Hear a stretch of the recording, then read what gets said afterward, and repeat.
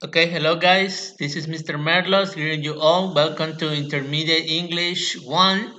Where this week we are going to start by checking out the topic that we have for grammar. This topic is a very nice one. It's one of my favorite ones because we talk about a tense that in English is called perfect. If you recall, right, the phrase that nobody's perfect, but in this case, the tense can be perfect. And we're talking about present perfect, specifically with the use of ever and never.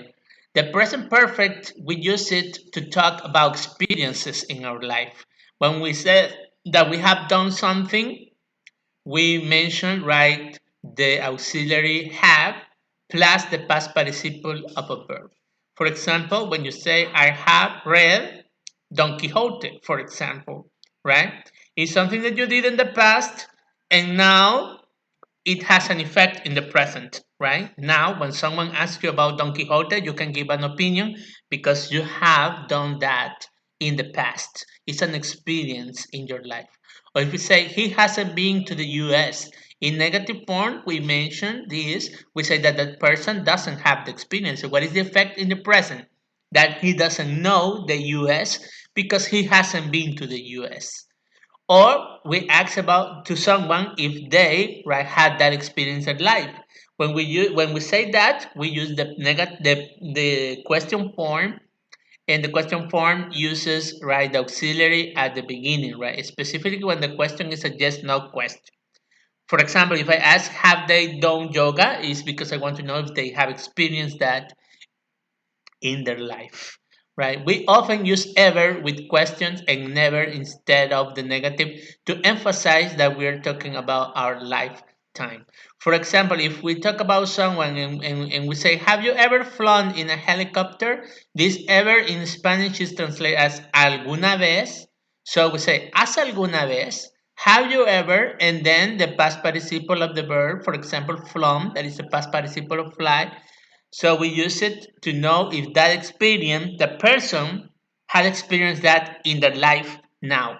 So until now. So we say, have you ever flown in a helicopter?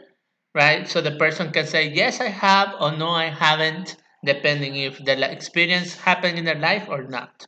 Or if we say that the experience, we still haven't lived that experience in our life, we can use never, right, between the auxiliary and the past participle of the verb. So that's the natural position of never in this sentence. When we use never, the meaning is negative, but the structure is of a positive. So never is considered as a negative word. So I say, I have never eaten a hamburger, so it means that until now in my life, I don't know what a hamburger tastes like. Check out the structure, right, of using the present perfect. We're going to review that a little bit in the other part, in the other class. And the most important thing is, right, to remember the use of the past participle, right? So when we use a past participle, we had to remember that some past participles are the same in the simple past form and the past participle form.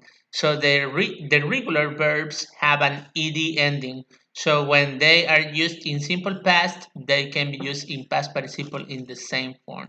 The problem is when we use verbs that are irregular because they have one. Some of them have one form in the simple past and one form in the past participle. So the strategy is trying to memorize as many as possible. Other thing is trying to learn the difference between the present perfect and the simple past. Because when we use the present perfect to talk about experience in our life, we use simple past to talk when a specific event happens. For example, if you say that I met a movie star, is something I have done. When?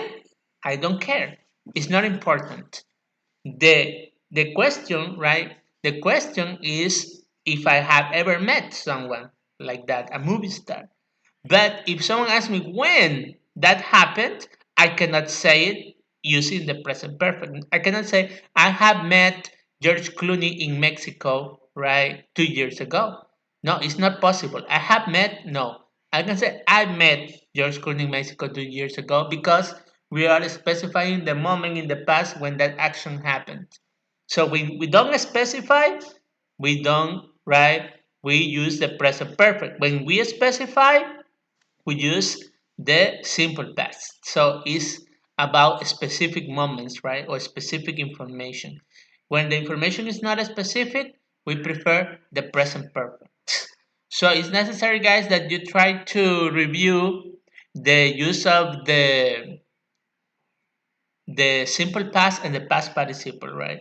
It's necessary to domain all of those forms because if we don't know right enough, right, verbs in past participle, it's a problem area because we don't find a way to speak correctly or to use sentences correctly, and we can confuse using simple past when the verb required a past participle.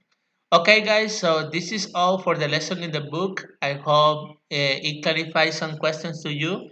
I'm going to give you an extra lesson about the grammar of this week. Thank you very much. Goodbye.